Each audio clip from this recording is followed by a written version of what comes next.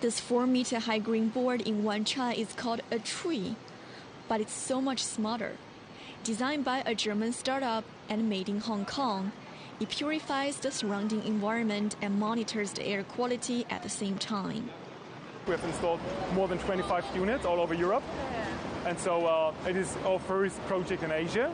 Of course, very exciting, very futuristic in a way, because we think that Asia is probably the biggest market for our solution in the future.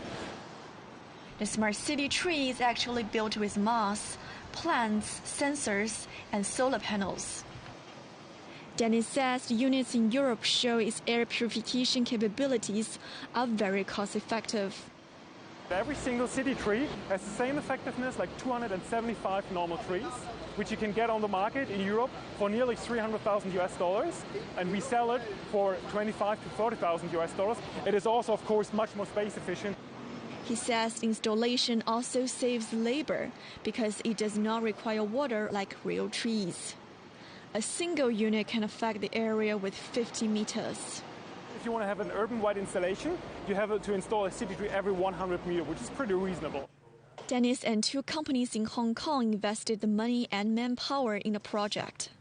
A local technology company helped Dennis build the tree in just 8 weeks. Its managing director says they like to install more. We hope the Hong Kong people will see this is the start of something, and then we see the impact to the city. Yeah, hopefully more tree will come, and then we work out a commercial model. Technology giant Microsoft is Dennis' other partner. It is analyzing the data collected by the tree. Its general manager says the data will not only show the effectiveness of the purification, but also predicts air quality. This tree is just one tree. But there's a lot of information and data around the city that can make it become even more meaningful. But it's not just telling you what happened yesterday, but the ability to telling you what happened in the future, to predict the weather quality, the UV. Computer and engineering professor Yang Qiang says the development of a smarter city relies on gathering a variety of data. Smart city is to have a digitized mirror image of the city and of our buildings and of our homes, of our lives, basically, so that we can understand it better and we can control it better. This hotel in Shangwan has invested about 30 million Hong Kong dollars to make itself a smarter business. We have about 22 new high coefficient items we put into this hotel. We saved 260 kilowatts of energy per meter square per year.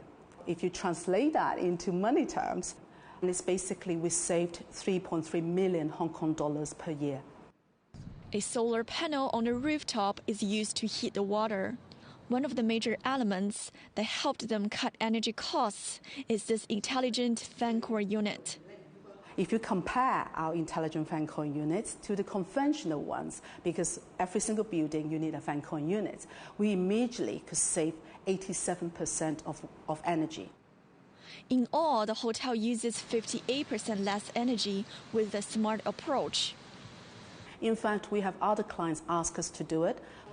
A smart environment is one of the 6 major components of a smart city as it is defined in a government research paper. The other 5 are smart economy, smart people, smart mobility, smart government, and smart living.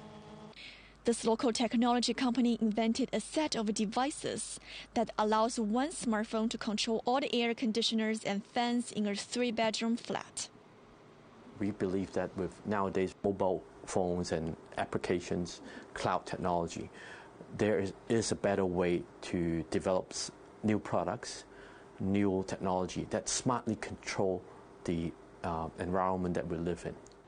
They can also connect wearable devices that monitor body temperature. When are you actually going to go to a deep sleep? And that's when it triggers the sleeping profile. And therefore, you can actually set the temperature from, say, 24 degrees to 26 degrees. Daniel says the devices cost $95 and will help a household to save between 5 to 10% of electricity a month. We'll basically have less greenhouse gas emission as well. He says similar products can be used to connect smartphones with any home appliance that can be controlled with infrared signals, Wi-Fi, or Bluetooth. Government statistics show that each person in Hong Kong possesses 2.3 mobile devices. The CEO of this local company wants to use mobile technology to make life in the city more efficient.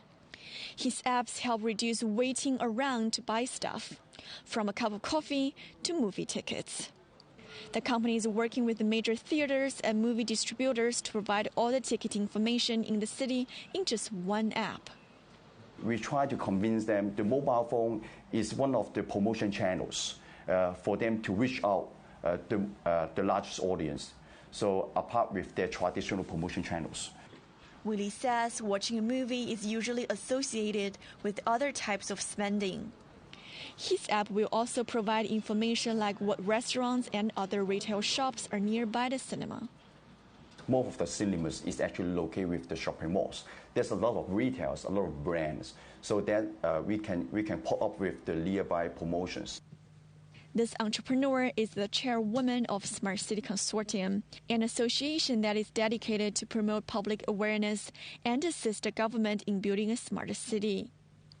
New tech will help us a lot in moving towards a smarter way of life. There are a lot of smart city applications, just like what you have mentioned, which are very interesting and useful. How can they really apply it or implement to the whole of Hong Kong? And we require a lot of effort to mobilize the people in using it and adopting it to become their way of life.